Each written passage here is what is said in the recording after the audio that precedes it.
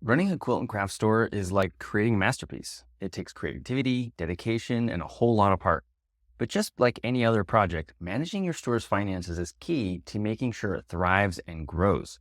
So let's dive into some practical tips. My name is Jacob Curtis. I'm a CPA and certified Profit First professional and a business coach. I started Curtis Accounting Solutions to remove the stress of doing the bookkeeping, payroll, and taxes off of quilt and craft shop owners and to provide practical business advice that helps them piece together financial freedom. I'd love to hear your thoughts and questions on today's episode, so please leave a comment below and remember to like, share, and subscribe. Imagine you're on a treasure hunt, searching for that hidden gold that will make your store shine. Well, that treasure is your cash flow and is essential to manage it wisely. The best method is called the Profit First method. Think of it like this. When you were a kid, you got your allowance or earned some money from selling lemonade and you didn't spend it all at once, right? At least, hopefully you didn't. You set some aside for those things that you needed later, like buying new toys or saving for a new bike or something. Profit First works the same way for your store. Let me tell you about Sarah and her shop. She used to spend all the money she made on things for her store right away, buying new fabrics, paying their rent, and all of that jazz. But then she heard about Profit First and decided to give it a try. Now every time Sarah makes a sale, she sets aside a little bit for herself because she works hard and deserves it, sets some aside for taxes, and even some for future projects or emergencies. It's like putting away coins into a different piggy bank each time.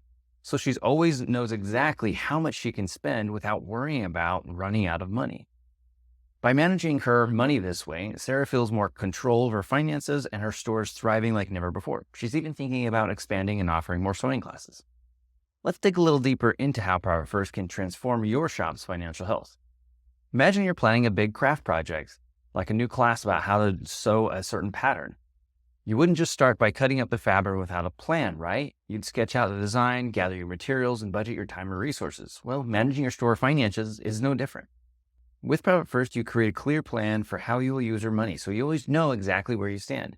Whether it's setting aside money for taxes or saving it for a rainy day, having a plan in place will give you peace of mind and help you make smarter financial decisions for your store. So grab your piggy bank and get ready to start saving like never before. Your store's financial health depends on it. Go to curtisaccountingsolutions.com/free tools to download my free Profit First starting guide.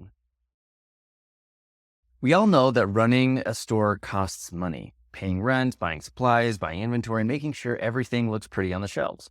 But what if I told you there are ways to save money without skimping on quality? Meet Penny Pinching Pete, as I like to call him. Pete runs a store just like yours, and he's always looking for ways to save a few bucks here and there. One day he decided to take a closer look at his expenses to see where he could cut costs without cutting corners. Pete started by checking out different suppliers to see if he could get better deals on things like yarn and thread. He also switched to energy-efficient light bulbs and started turning off the lights when nobody was around, saving money on his electric bill.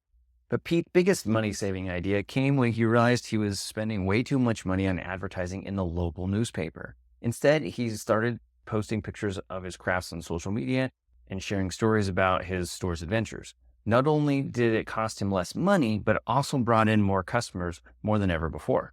Now Pete's store is thriving and he's able to offer his customers even more amazing products and experiences, all without breaking the bank. Let's explore some additional ways you can cut costs and save money in your store. Imagine you're knitting a sweater for your grandma. You would just run out and buy the most expensive yarn you could find, right? You'd shop around, look for sales, and maybe even use some coupons to get the best deal. Well, managing your store's expenses is no different. By being smart about where you spend your money, you can stretch your budget further and make your store more profitable. Whether it's finding cheap suppliers, cutting back unnecessary expenses, or getting creative with marketing efforts, there are plenty of ways to save money without sacrificing quality or customer satisfaction. So grab your calculator and start crunching those numbers. You'll be amazed at how much you can actually save. Want a little help with this? Email me at jacob@jacobcurtiscpa.com and ask for my PERMS guide. This will help you a lot. Every business owner dreams of making a profit. That's what keeps the lights on and the doors open, right? But sometimes it can feel like you're spinning your wheels and not getting anywhere. That's where optimizing your profit margins come in. Let me introduce you to Polly. Polly owns a quilt and craft store, and she's always looking for ways to make her business more profitable. She started by taking a look at her operations to see where she could trimline things and reduce costs. Polly realized that she was spending way too much money on shipping supplies and decided to switch to a more cost-effective provider. She also noticed that she had a lot of inventory sitting around that wasn't selling.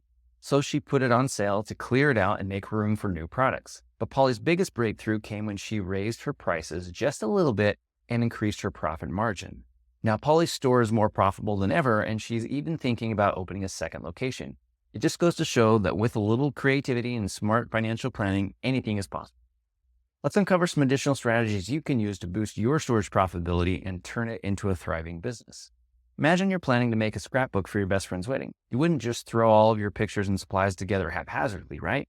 You take the time, plan out your layout, and make sure everything looks perfect. Well, running your store is no different. By taking a strategic approach to your business operations, you can increase your profit margins and set yourself up for a long-term success. Whether it's finding ways to sell more products, offering new services to your customers, or finding creative ways to market your store, there are plenty of opportunities to grow your business and boost your bottom line. So, put on your thinking cap and start brainstorming. The sky's the limit when it comes to turning your store into a profitable venture. Running a quilt and craft store may have its challenges, but with the right financial strategies in place, you can set yourself up for success, whether it's managing your store wisely, cutting costs without cutting corners, or optimizing your profit margin. There are plenty of ways to ensure your store thrives and grows. In fact, on April 10th, I'm hosting a webinar to further explain the what, why, and how of the Profit First system. I would love to see you there, so please scan the QR code on the screen now or go to curtisaccountingsolutions.com/register to reserve your spot. And remember to follow me, Jacob Curtis CPA, and Curtis Accounting Solutions on Facebook, Instagram, Pinterest, and YouTube. Thanks for watching, and talk to you soon.